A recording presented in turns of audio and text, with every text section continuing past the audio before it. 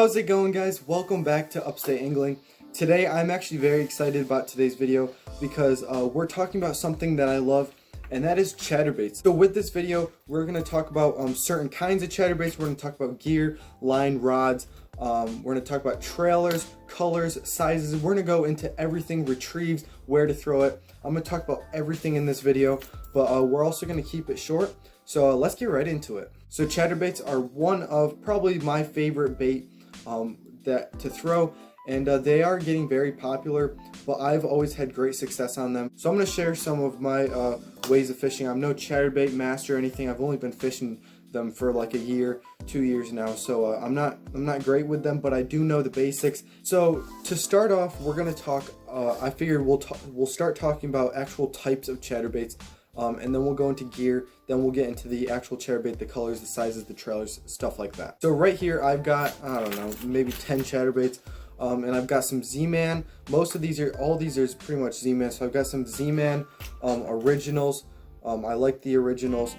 And then I've also got, you know, your higher end chatterbaits like the Strike King Thunder Cricket. I've got the Jackhammer right here, the Z-Man Jackhammer. And then I've got some mid-range. These are the types of things like the original and the custom, if I can get this. The Z-Man original and the Z-Man custom. And then you got right around your $10, just in between, you got your Project Z. And then you've got your little mini chatterbait right here. So that's pretty much all the chatterbaits I have right here. So we're going to talk about, like, do you guys really need to spend, you know, $17 on a chatterbait? Or can you just stick to a Z-Man original, spend $5 and catch just as many fish? I've caught plenty of fish on the originals, including a few 4+ pounders.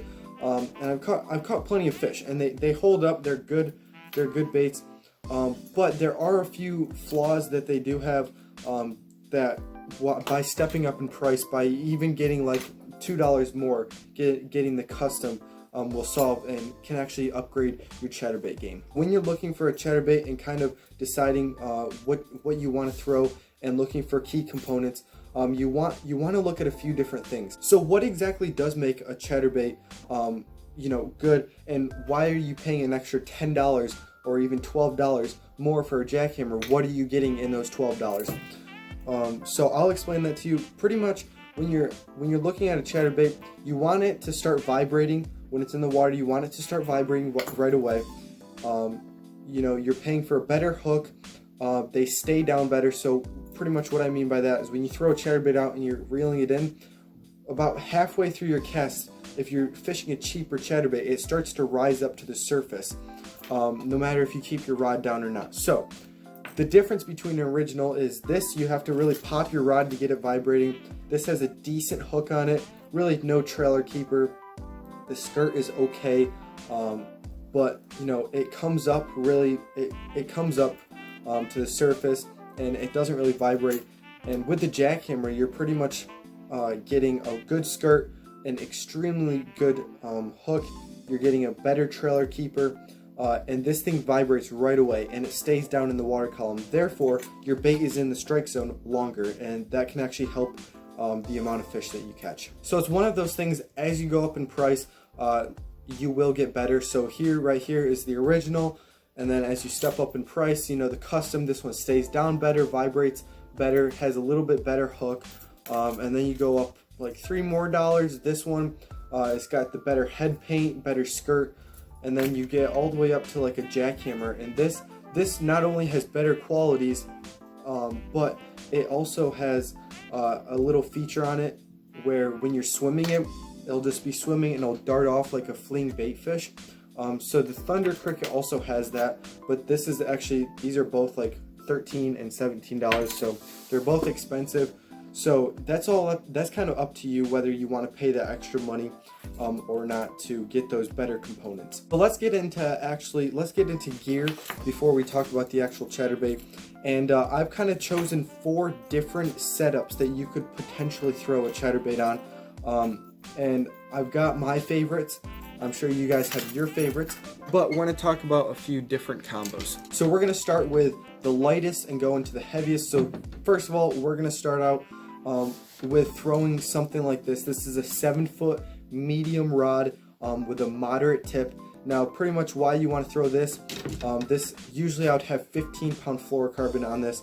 So you're going to want to throw your 1/4 ounce and your 3/8 ounce chatterbaits on this, and you're probably going to want to throw it through open water or just a little bit of grass, because chatterbaits do best in the grass. So with that moderate tip, you can really pop those out and create reaction strikes. So this isn't my favorite combo to throw chatterbaits on. I will get to what my favorite is, but this is just a faster reel. So that's one option that you can throw a chatterbait on. Just like a 7-foot, 7'2", even like a 6'10", just a medium rod with a moderate fast tip, with some 15-pound fluorocarbon. That seems to do the job. Next up, guys, this is my personal favorite rod to throw a chatterbait on. And pretty much when you're looking for a good chatterbait rod, some guys will say you need a fast tip, some guys will say you need a moderate tip, but for me, I just look for a shorter rod. So this is a 6'10" spinnerbait chatterbait rod made by Lew's, and the 6'10", the shorter rod, it just helps you get more accurate casts. Maybe if you're skipping docks or bank fishing, it just the shorter rod does help. This is a medium heavy with a fast tip. I'm running some 17-pound fluorocarbon on this reel, and this is my favorite, you know, all-around chatterbait rod bank fishing, but I can also throw this around cover and grass and not break off too many fish. So working our way up, next up we have another medium heavy. This is a longer medium heavy. This is a 7'3" medium heavy, and I'm running 20-pound fluorocarbon on this. This is a fast reel. This is the rod right here where you're going to throw it around pretty good amounts of grass, where, you know, you're pitching into the grass and you need to get those fish out. And you also have a longer rod, so maybe if you need to make a longer cast, that's just another option to throw a chatterbait on. And last but not least, we have the pretty much, I don't really go to this option too much. This is the 7'3" heavy action rod and you're running 50-pound braid on it, and you got a faster reel. This is for when you're throwing the chatterbait near wood, maybe. Like I don't suggest doing that, but if you're throwing it near heavier cover, docks, or like in super thick grass, I don't resort to this option too much. But that just goes to show the chatterbait's very versatile. You can throw all the way from a medium rod all the way up to a 7'3" heavy rod with 50-pound braid. And also when you're throwing this, I would make sure that the chatterbait you are using has a pretty stout hook on it. So a great chatterbait to throw on a braid. This is just the Z-Man Project Z. This is a I think this is like a $9 or $10 chatterbait. And the reason why it's so good to throw on braid is because this thing's got a 5/0. I think it's like a mustad flipping hook or something, but there's no bending that. That is a huge hook. So that would be better, where maybe throwing a Z-Man original like this would not be the best, because that does not, I can bend that with my hand, so that's not the best hook to be thrown on braid. So I'd make sure before you throw a chatterbait on braid near heavier stuff, make sure it's got the hook. You don't want to bend out hooks, because that's how you lose fish and ruin baits. So now that we've talked about the gear, I'm just going to go into a little bit of trailers. Now, there's a lot of guys that say trailers are the biggest part of chatterbaits. That's not my personal opinion. We're just going to go over a few things that I like to throw on chatterbaits. So I've pretty much got 3 or 4 baits that I stick to when throwing chatterbait trailers. And that's pretty much throwing a fluke, throwing like a craw or creature bait, throwing just a good old paddle tail swim bait. And then actually I really like these things. These things are the 10,000 fish tickle tail. These are amazing chatterbait trailers. They really are. And I know the tickle tail's not the only one out there. There are a few other baits that are pretty much the same thing as this out there. So there are more options. But pretty much for the craws, you can rig these. You can rig these either vertically, so these look like a fin, or you can just rig them, you know, regular on that chatterbait, so maybe it looks like a swimming craw or something like that. So craws are a decent trailer, and then the flukes, they've got, the fluke and the tickle tail are pretty similar, but the fluke right there, this is a zoom. I love this color just because it's got that chartreuse tip on it. but when that's running through the water, that tail's just going crazy. It looks like a bait fish. And then obviously your paddle tail, that's just going to look great on there. As you can see, most of my chatterbaits, most of them I would say have paddle tails on them, just because I think that's the best trailer. So I just like a little rage swimmer or the X-Zone swammer, like this right here. I do like those. So that's pretty much it for trailers. It really, honestly, I go by judgment. There's no really certain, oh, sunny out, I have to throw this trailer. I just kind of go by gut feeling and, you know, what I think is going to do best that day. So it all just depends what I think. I don't really follow any rules. I kind of make my own. So we're going to get into a little bit of retrieve. Pretty much for retrieve on chatterbaits, once again, I kind of just go on what I feel is going to be best. But we're going to talk about a few different retrieves.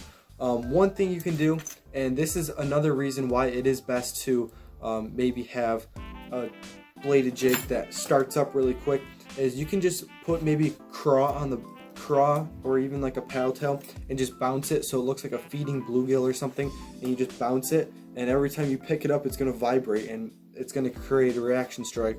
But if you do have something like the Z-Man Original, when you pull that up, pop it up, it's not going to start vibrating, so it'll just be like a jig with no weed guards. So the second retrieve, and this one's just really simple, and that's just straight retrieving.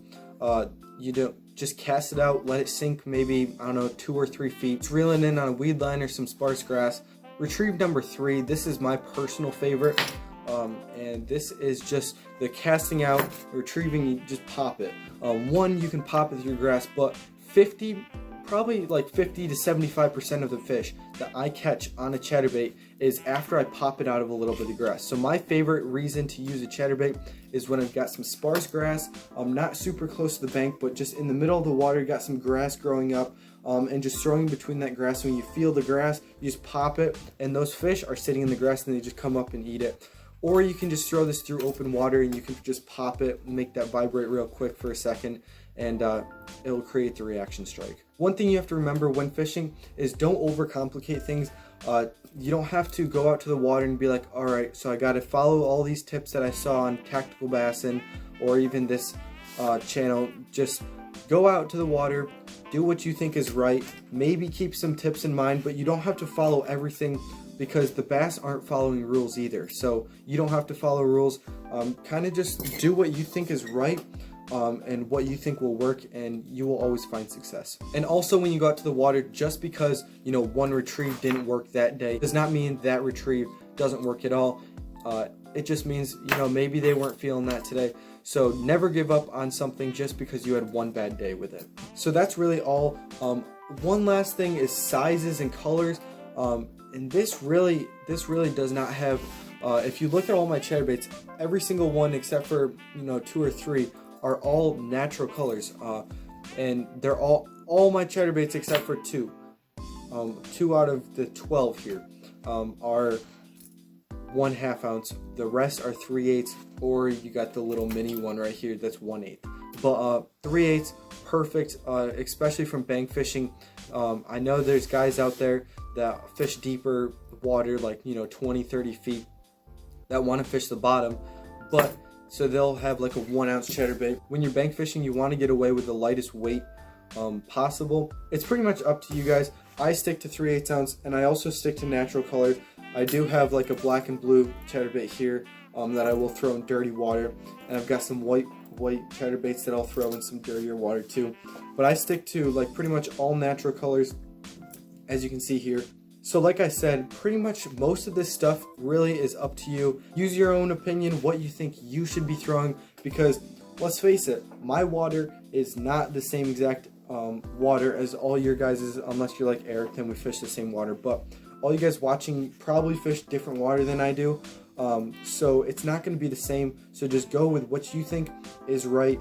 Go with your gut feeling, and you'll probably find success. So that's going to do it for today's video. Hope you guys enjoyed the tips videos. Got more to come, and drop some, if you guys want to see all about the spinnerbait or something like that, drop it in the comments down below. Love to hear it. So that's all for this video. Make sure to like the video, subscribe if you haven't, And check out the Instagram at Rookie Angling. So that's it for today's video. Thanks for watching, and we'll see you guys on the next one.